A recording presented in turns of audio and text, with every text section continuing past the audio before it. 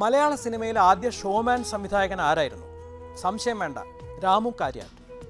അജാനുബാഹു, മുഴങ്ങുന്ന ശബ്ദം, കൗതുകകരമായ ഡ്രസ് കോഡ്, ഇതിനെല്ലാം പുറമെ ആളുകളെ കാന്തം പോലെ ആകർഷിക്കുന്ന അദ്ദേഹത്തിൻ്റെ വ്യക്തിത്വ വിശേഷം, ഇതെല്ലാമായിരുന്നു അന്നത്തെ യുവതലമുറയിലുണ്ടായിരുന്ന ഭരതനെയും കെ ജി ജോർജിനെയും പത്മരാജനെയും പോലെയുള്ളവർക്ക് അദ്ദേഹത്തിൽ ആകർഷണമാവാനുള്ള പ്രധാനപ്പെട്ട കാരണം. വളരെ വ്യത്യസ്തമായി ചിന്തിക്കുക എന്നത് രാമു കാര്യാട്ടിൻ്റെ ഒരു പ്രത്യേകതയായിരുന്നു. മലയാളത്തിൽ ആദ്യത്തെ മാഗ്നം ഓപ്പസ് എന്ന് വിശേഷിപ്പിക്കാവുന്ന ചെമ്മീൻ ചലച്ചിത്രമാക്കാൻ തീരുമാനിച്ചപ്പോൾ അതിൽ അടിമുടി പുതുമ വേണമെന്ന് അദ്ദേഹത്തിന് നിർബന്ധമുണ്ടായിരുന്നു. ലതാ മങ്കേഷ്കർ പാടണമെന്നായിരുന്നു അദ്ദേഹത്തിൻ്റെ ഒരാഗ്രഹം. ഇതിനുവേണ്ടി സലിൽ ചൗധരിയും യേശുദാസിനെയും കൂട്ടി അദ്ദേഹം ലതാജിയുടെ വീട്ടിലേക്ക് പോയി. ദാസേട്ടനെ കൊണ്ടൊരു പാട്ട് പാടിച്ച് അതിൻ്റെ ടേപ്പുമായിട്ടായിരുന്നു അവർ യാത്രയായത്. ലതാജി ആ ഗാനം കേൾക്കുകയും ചെയ്തു. പക്ഷേ അസുഖം കാരണം ലതാജിക്ക് ആ പാട്ട് പാടുവാൻ സാധിച്ചില്ല. ആ ഗാനം പിന്നീട് ദാസേട്ടൻ പാടിയ വേർഷൻ തന്നെയാണ് ഉപയോഗിച്ചത്. പിന്നീട് ഏകദേശം 10 വർഷത്തിന് ശേഷമാണ് രാമു കാര്യാട്ടിൻ്റെ ആഗ്രഹം സഫലമായത്.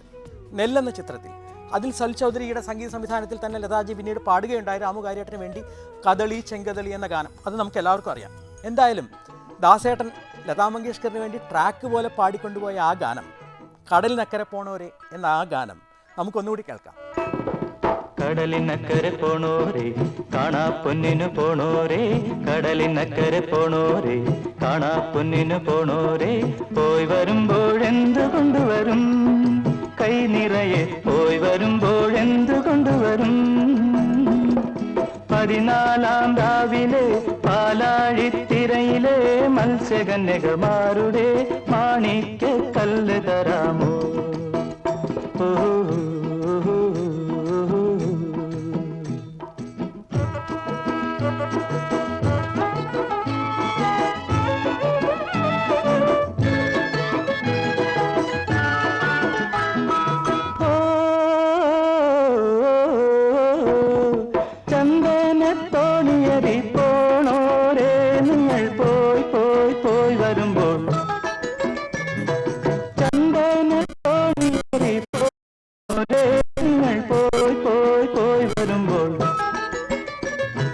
വെണ്ണീല പൊയ്കയിലെ വാവും നാളിലെ പൊൻപൂമീനിനെ കൊണ്ടുതരാമോ?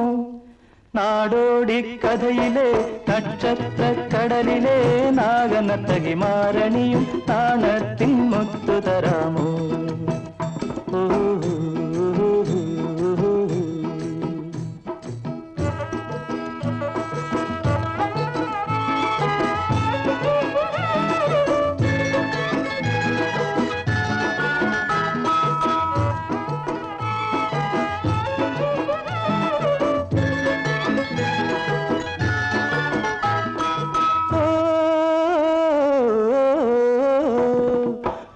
പുഷ്പകത്തോണിയറി പോണോരെ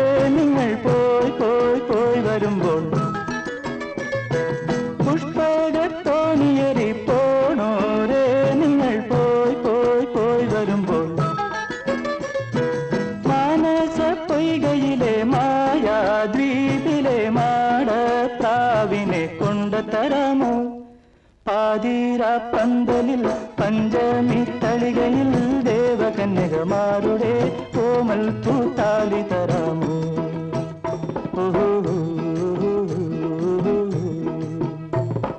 കടലിനക്കരെ പോണോരെ കാണാ പൊന്നിനു പോണോരെ, പോയി വരുമ്പോഴെന്തു കൊണ്ടുവരും കൈ നിറയെ, പോയി വരുമ്പോഴെന്തു കൊണ്ടുവരും. 14-ാം രാവിലെ പാലാഴിത്തിരയിലെ മത്സ്യകന്യകമാരുടെ